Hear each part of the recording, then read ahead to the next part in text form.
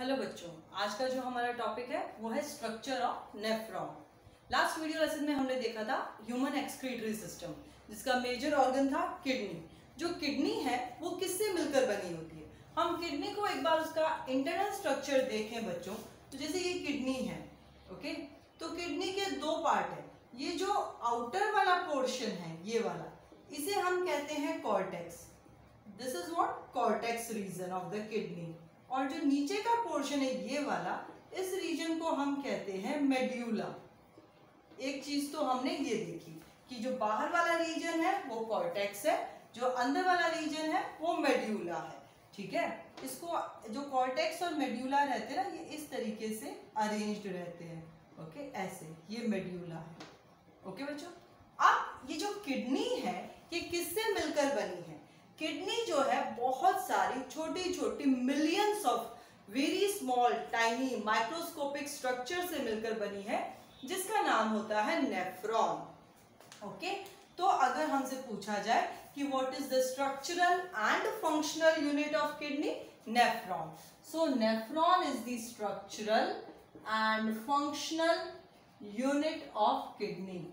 Functional unit of kidney.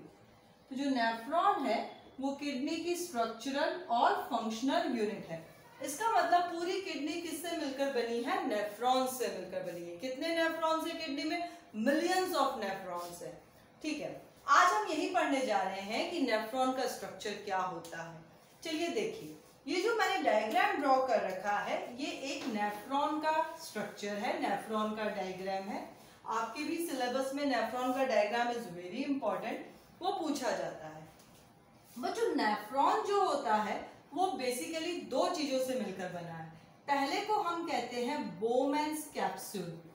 Bowman's capsule, Bowman's capsule.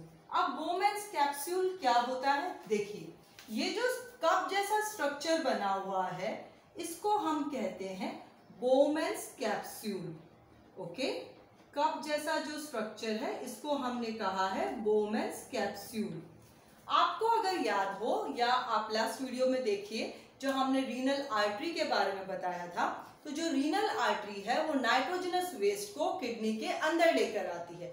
और मैंने आपको बताया था ऑर्गन तक जाएगा, उस ब्लड वेसल को हम कहेंगे आर्टरी। ऑर्गन से जब वो टिश्यूज तक जाता है उसे हम कहते हैं आर्टेरियोल। तो यहाँ एक नेफ्रॉन जो है टिश्यू जैसा, उसके अंदर जब ये ब्लड वेसल एंटर कर रही है तो इसे हमने कहा एफरेंट आर्टेरियोल। Efferent arteriole. ठीक है, अब ये एफरेंट आर्टेरियोल इसके अंदर एंटर करी और यहाँ पर ये बंच ऑफ कैपिलरीज बना ली। कैपिलरीज का पूरा एक गुच्छा बन गया, पूरा एक बंच बन गया। इस कैपिलरी के बंच को हमने कहा है ग्लोमेरुलस। ग्लोमेरुलस। ठीक है, तो Bowman's capsule is the cup shape structure. उसके अंदर जो एफरेंट आर्टेरियोल आई और उसने एक बंच जैसा स्ट्रक्चर बनाया कैपिलरीज का, उसे हमने कह दिया ग्लोमेरुलस। और बच्चों, जो ग्लोमेरुलस और बोमेन्स कैप्सूल है, इन दोनों को मिला के कहा जाता है मालफिजियन कार्पस्कल या Malpighian capsule. Malpighian corpuscle, okay, या मालफिजियन बॉडी लिख सकते हो आप, इजी वर्ड कर देते हैं। चलो, मालफिजियन बॉडी कहते हैं। तो what is malpighian body? Bowman's capsule along with the glomerulus is known as malpighian body. ठीक है, अभी यहां से जो सेकेंड पोर्शन जो नेफ्रॉन का होता है वो शुरू होता है। सेकेंड पोर्शन में रीनल डक्ट्स आती हैं, रीनल ट्यूब्यूल्स आती हैं।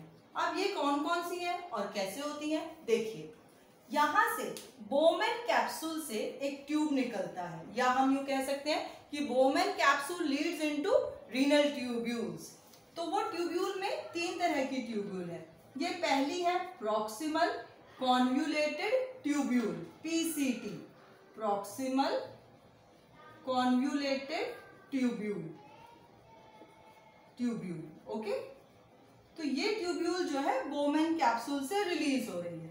उसके बाद में आप यहां देख सकते हो एक पिन के लूप जैसा स्ट्रक्चर है, तो उसे हम कह रहे हैं हेनलेज लूप। हेनलेज लू, ये भी एक पार्ट है रीनल डक्ट्स का। उसके बाद में जो नेक्स्ट ट्यूब्यूल निकल रही है इसको हम कह रहे हैं DCT. DCT stands for distal convoluted tubule. PCT जो है प्रॉक्सिमल है, डीसीटी जो है वो डिस्टल कॉन्वोल्यूटेड ट्यूब्यूल है, डिस्टल कॉन्वोल्यूटेड ट्यूब्यूल। ठीक है बच्चों। उसके बाद में जो डीसीटी है वो कनेक्ट हो जाती है कलेक्टिंग डक्ट से, कलेक्टिंग डक्ट्स। ठीक है।